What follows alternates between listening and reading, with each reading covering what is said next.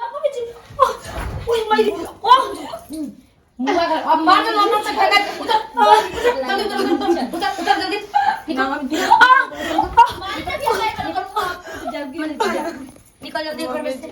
घर में तो बहुत मेहनत की लेके रह गए अरे अब चाहे जो तो ना कुछ कर ले घर में तो रहेगा तेरी झेरने में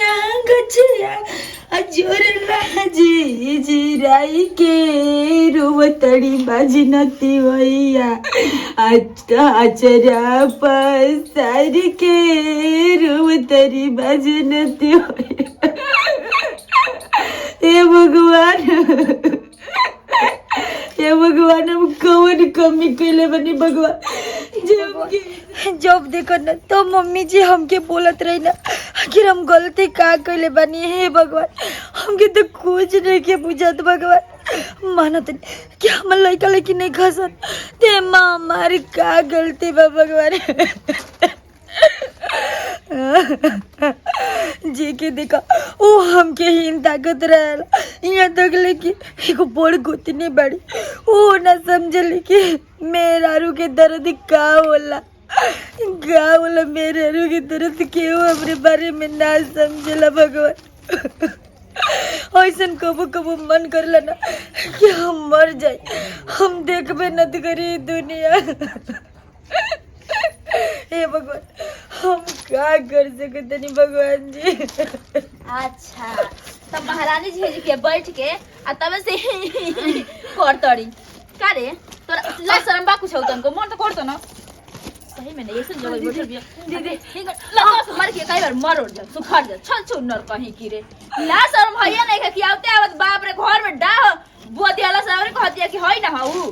काबल दीदी जी ऐसे काहे कहतन अरे बजिनिया खड़ा हो खबी तनी तू हिनी नीचे आया एक तो तू कौन ऐसा कुकर्म कर लियो कभी तब तू से भगवान लइका छीन लिया ना रे तो के आज तक एगो कोखी में लइका खिलाया के ना दिया ना हैं सही में कहि ना तो तू ऐसा घिनौना काम करले बड़ी कि शर्म नहीं खे का रे सही में ना कौन ऐसा तू काम कर लियो कभी ओसे तो भगवान दंड देता ना बिना लोग लइका का तू तोड़ा कोई ना मर तोरी अगर ना तू हमार लइका बना सारे दीदी बाबा देखिए कई बार मर जा जब देखो तब रास्ता में बैठ के सुनाए लेखा रोबल कर में कोनो काम धंधा कर जी में नहीं खे हमरे में कौन गलती बा आ त इनके कुल काम का गला अब मम्मी जी के लेके तेल लगा दन दे मर बला तो से कई बार मर जे गुड़वा अच्छू न बाजिन कहीं हे भगवान हमके तो समझ में ना आवेला कि कौन हम पाप कैले बनी भगवान जो हमके तू ऐसा सजा देवेला जब देखा तब दीदी जी हम लइकन बैगन के बारे में सोचत रही ना कि हमार दूधो गोगलसन ऐसा बात नहीं के भगवान तोरे पर बहुत विश्वास बा भगवान कि तू एक ना एक दिन हमार गुद जरूर भरबा बोले दीदी जी कुछ भी करो जाते नहीं हमारे लिए काम कर ना तो अल्लाह कुल अब धीरे ही ना होखी अब बस ढलैया करा के खाली अब मान लो खाली पैसा बिटोरनी तो ईटा गिरल लेता ना ये खाली बिटोरनी तो बालू गिरल छड़ गिरल अब एंगने वे खाली जुटा दिले बानी अब नियराइए गइल बाटे कुछ लेके सोचे तनी कि पूरा लिंटर करा दी ओकरी बाद प्लास्टर लगामाई आ नीचे के लगामाई मोल अभी साफ सफाई करही के बाटे क्या करी एजा देखो तो ओइजा नहीं के हो पाओ तो ओइजा मम्मी देखो जी तो ये पानी पानी दीदी जी कहनी कि मम्मी जी पानी मंगनी है दे धरी हई का पड़ल बा पनिया मेरे हई कुछ कहा ओहो तरुकी कहाँ बा कहाँ कुछ रहल ओमे ना रहल हवे मन हमार हर बानी का ना मम्मी जी कुछ तो ना रहल माज के लिए नहीं अरे तो हम कहो नहीं कि रोहल त काहे ने की बात मानत रे काहे ने की बात मानत रे ओमे रहल ना तू माने का समझत री तू मम्मी जी हम झूठ काहे गति बोल अभी मुंह लड़ावा के बझिनिया मुंह लड़ावतिया बाझिन काहे की काहे ने कौन करतब कमाई त कइले बाड़ू कि आज लेगो मुसटियो ना बियलू हैं मम्मी जी हमरा में कौन गलती बा मम्मी जी तोरा में तो सारा सोड़ गलती रे सोड़ गलती तोरा में तो सारा सोड़ गलती बाटे कुल गलती कर देले बाड़ी कहत रे कि हमरे में कौन गलती बाटे करे मम्मी जी कौन सी मम्मी जी कौन कमी बा मम्मी जी ये देखो देखो कौन देखो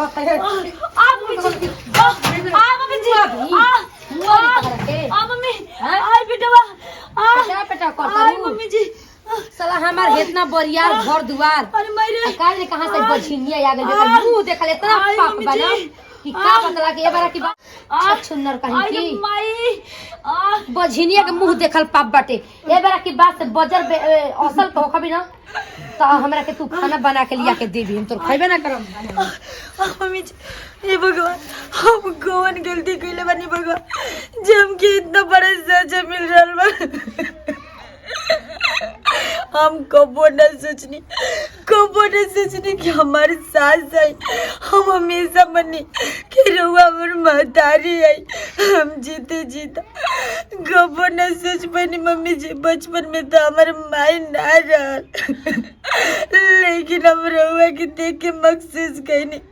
कि रुआ हमर महतारी है लेकिन रुआ हमारे साथ का कर रहल बानी ए मम्मी जी अगर केहू के भी नहीं के होते में हमारी का गलती बा गलती तो भगवान के बानो कि भगवान भरले के भरेलन जरले के जरेलन आखिर का ऐसन कैला भगवान हमरे संगे का ऐसन करत रहो भगवान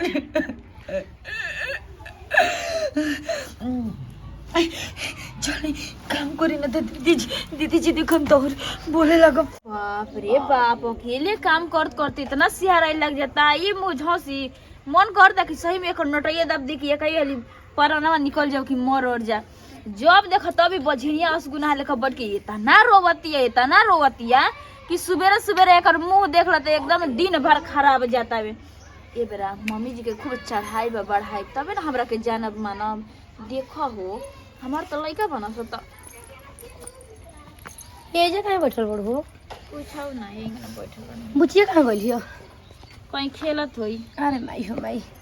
अरे कहनी कि तनी बार बारात जाती है हुनकर लइका के लेके गोर रहती ओकरा के अरे मम्मी जी देखाए घाव लागल कि मत के करा के हो अरे हमारा के जी ओ के गने एकदम जानता नहीं सुबेरे सुबेरे ओकर मुंह देख ल त कहीं ना कहीं जरूर जानता घाव सोचो लागता तनी कि कि कोनो परछावना काम- देखा लियै थी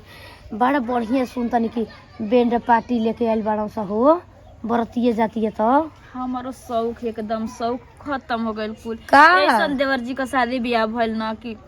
मनवे थोर हो गइल हमार मन में थोड़ हो गई कहीं मम्मी जी हां भलू के एक ढंगवा देख के हमके निक नहीं खिलागत कि कबो दाली में नमक ढेर हो जाता तो कबो सब्जिए बनावे नहीं खियावत माने कुछ कमी जरूर रहता अब बाप रे बाप एको तो बाझिन बिया कनी के छोड़ देती तो दूसर बियाह कर देती है देवर खूब धूमधाम से करती जा तोहरो का नाम सही भाई कोनी सच में जानते ना कहत बड़ी शौक लागे जानता देवर जी का ई बियाह रोवत करी रहती है ना असगुना नियर बड़ी गंदा लागत आटे देखे में जानलू ई कुल बड़ी बेकार चीज हवे हमार तक खिस बात हमारे लइकन के छू देती है ये दादा हमारा और दिमाग खराब होता आज कैसे छू दी ना तो समझ लें कि उहे रही है कि तो हम ही रहब अरे बचा के रखत लड़की के ठीक ना आ टाइम थोड़े नहीं के करत लेकिन वैसा ना के का भरोसा बाटे हो जब ये जेकर कने लोग शौक लेकर बता है। बियाह जाए के चाहिए ना हो हैं मम्मी जी हमार तू बात मानी ना सोच जब इतना शौक बता लड़का बियाह जाए के चाहिए का जरूरत बाटे दूसरा का बेटा बेटी खेलाइला के भगवान सोचो, सुनबो जरूर ना कुछ- करी ओकर ठीक ना अरे जरूर ऐसा कहले होई जरूर कुछ ना कुछ कष्ट देले होई भगवान के तब का तबे भगवान हेंगे ना होंगे ना भोगावे लन मम्मी जी लेकिन हमर शौक पूरा होई कि ना होई माने देहर जी के बियाह में हम खूब खुश रहब कि ना अच्छा रहब जौन चाहत तो हम कर देते तू मने कहल का चाहत को के निकाल आप दी घर खातिर से खाना बनाओ तनी हमर बात के आप समझ गई नहीं हमें ठीक बटे ना चलो ठीक बाटे का करी निकाल देई आके का करी अच्छा देखो तनी निकाले की कोशिश करत तनी अगर निकल जे त ठीक है बनता घर में मार मार के बर्बाद कर दे और का करो वहाँ पर तनी फोन लगा के देखो तनी पूछा तनी कि आखिर कौन हमरा में कमी बा जे मम्मी जी और दीदी जी तना मारो तनी जा हमरा के अभी बताओ तनी उनकर पे फोन लगा के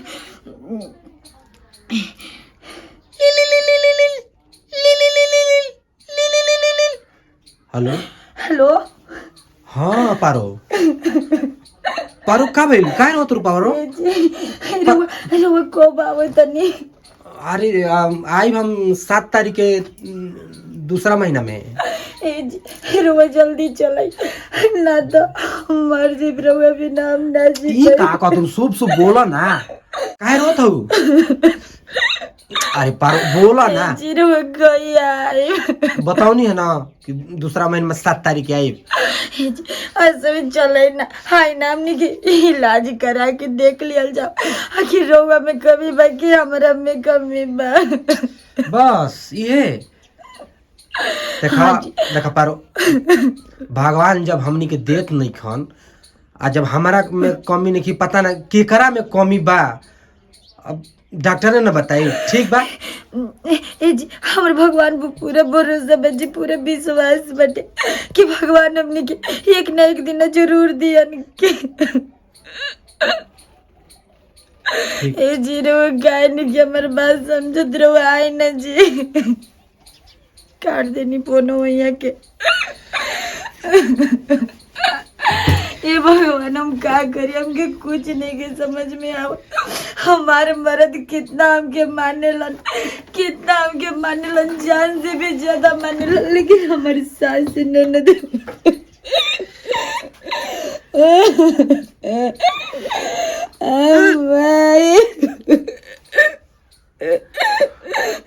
हम क्या करिए, हमके कुछ नहीं के समझ में आता। मम्मी जी कैसे हम समझाई दीदी जी के कि हमरा हाथ में नहीं के, ये तो भगवान के हाथ में बटे कि हो ही कि ना हो। हम कैसे ये लोग के बताई भगवान, हमके समझ में नहीं के आवत। हम कहा जाए क्या करिए, हमके कुछ नहीं के भगवान, कम से कम तू तो मैं आजा भगवान। सास ननद क्यों ना कुछ समझ ते तू था एगो औलाद दे दो भगवान, एगो बेटी भी दे दो भगवान, ताकि हमारे बाजरी के नाम मिट जाओ भगवान। हे भगवान हम क्या करिए, हमके समझ में नहीं किया। सब कोई कहेला बजनिया से जोर जैती हो, ए माई मोरे मन करे तोहरे दुआरिया पटके मुड़ी मार जैती हो। हे भगवान, हे दुर्गा माई घास दिल बड़ू दुर्गा माई, हमारे नसीब में गाय इतना दुख निकले बड़े माई, गिर हम कवन कमी कर बड़ी। हम तो कबो न जनी मम्मी जी की कि मम्मी जी हमारे मातारी ना है। बचपन में हमारे माई बाबू हमसे छीन लेला भगवान, लेकिन हमारे ससुरा तो सोचने की ए भगवान। अरे मगू हम अपन भैया से बतिया बतानी तनी रखी ना 2 मिनट, आपसे बड़ी जरूरी बात करे के बा। ठीक बाटे भैया। हेलो जानता नहीं बहुत रमी भैया कटी। अरे सुनी ना, का बोलो? मम्मी जी के घर में ओके देखल नहीं खींचा, तब सोची कि अब हम रह क्यों रही, दोनों में से एगो फैसला कर ली। आप ढेर जीव पिटाए तो हम सच में कहते नहीं कि झोंटावा धके निकाल दे। हम अब सही कहता नहीं तो जो घर से बाहर निकाल दी ना, अगर हम के तो समझ ले कि अब तू कह है हम ना करी, यही से तो कोनो बात हम कहां भी है ना मम्मी जी। अभी हम मिनट में ओकरा के निकाल देते हैं, तू टेंशन मत ले। आखिर ये होगा ना लोग लेकर नहीं क्यों अच्छा से नहीं कि हमर और वैसे में बाज बाज या सुघर आओ हां, जैसे हमनी के मिल मिला के रही जमा में। अच्छा ये बात बा, तब का तू चिंता मत कर, और तोर कहे से पहले हम खुद उपाय कर देते नहीं, रुक जा। हे भगवान, हे सने सास सबके दी है कि कितना हमार सेवा करेली और देखभाल करेली। ये खाली कह देनी ना कि मम्मी जी हेंगा ने काम होके के चाहिए, तो देखो अभी घर से बाहर ही चल जी ना, कितना हमके शांति रही भगवान। ओए माई ओह मुआ कर अब मार दे, लम्बा से खाएगा। उतर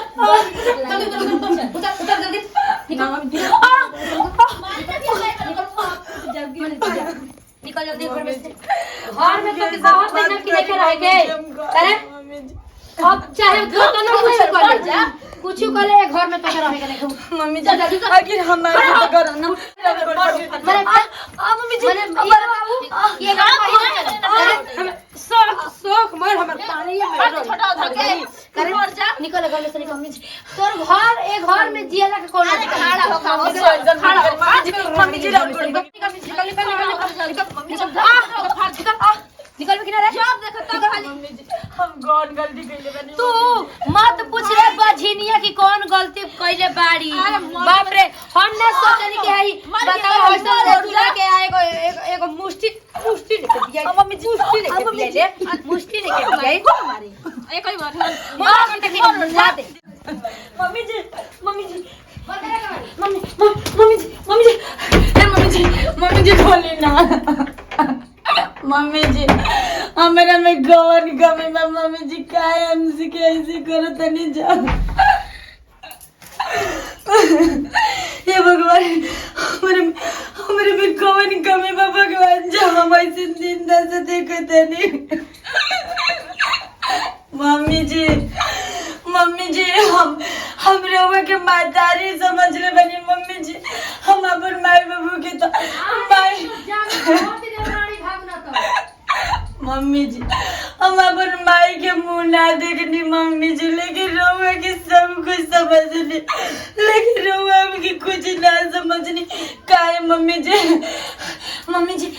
बात करिए मम्मी जी झेरी झेरी निमिया गछिया अजोर लाजी जिराई के रोवतड़ी बाजी नती होइया आचरा पसार के रोवतड़ी बाजी नती होइया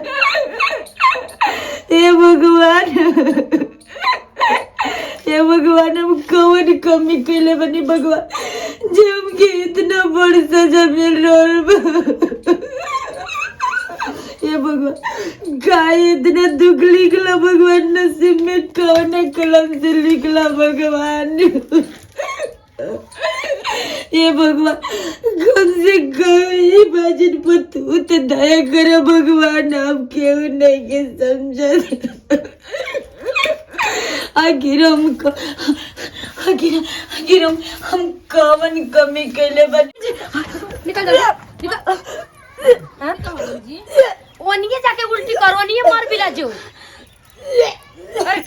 जो उल्टी कर भी बोलिए परे कुछ वाला नहीं को ए खड़ा हो भी रह रे खड़ा हो हाँ दीदी अरे खड़ा हो रो जाओसी कैसन मन भेल बारे मम्मी जी हमारे क्वेश्चन तो चक्कर टाइप क्या होता और मन करता कुछ खटाई खाए के मन करता मम्मी जी खटाई खाए के मन करे लागो अरे बाप रे बाप होय ये कन्या अब देखा दादी कहाँ है कन्या चल जी मम्मी जी ना हम कन्या देखा ना हम तार माफी मांगते हैं तो से कन्या हमके माफ कर दो जो भी गलती भइल हमसे माफ कर दो कन्या अब ऐसा गलती ना होगी आज हम चलते तड़ा खेती ना का बता दे बता दे अरे बाप रे बाप हे भगवान कहां से उतरल है इतना दिल ले अरे बाप रे हम नजर मत लगा मत रो मम्मी जी चुप हो जाओ तुमसे बड़ी गलती हो गई कन्या और ये गलती के सजा हमके भगवान जरूर दी कोनो सजा ना दियन मम्मी जी ये सब तो मेरे तुलसी मैया की वजह से भइला ये सब तो दुर्गा माई की वजह से भइला मैं सही कहला अब से हमर बच्चे के घर द्वार भगवान ना भी आराम कर पहले तो ये बार तो के कुछ करे की जरूरत नहीं है मम्मी जी चुप रहो अब ही घर कितना अच्छा लागी ना मम्मी ले चलो कन्या के आराम से देखो कहां घाव लगा दो तेल लगा दो तो